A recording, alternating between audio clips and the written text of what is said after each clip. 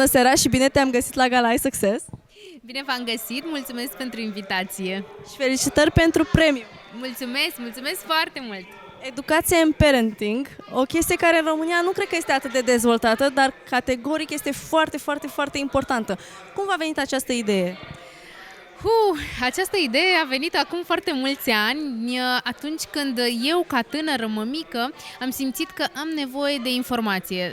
Eu sunt de profesie jurnalist, de aici am început să caut informația la medici, la specialiști, acolo locul în care știam sigur că pot să am încredere.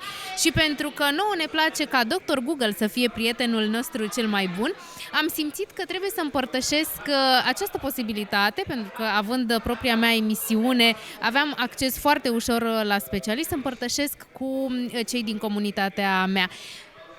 Copiii, clar, sunt un subiect sensibil pentru mine și atunci a venit această nișă cumva natural.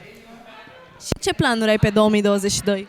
Pe 2022 urmează 2 cărți, a 3-a și a 4-a carte, una pentru micii bucătărași, micii noștri copii pe care îi învățăm să mănânce sănătoși, și pentru mămici, la fel nu ne dorim să petrecem foarte mult timp în bucătărie, dar avem sfatul medicului, rețete simple, sănătoase și gustoase, și urmează încă o carte pentru și despre adolescenți. Ce frumos! Chiar o chestie de care avem cu toții mare nevoie și felicitări pentru inițiativă. Unde te pot găsi oamenii care sunt interesați de serviciul tău de parenting?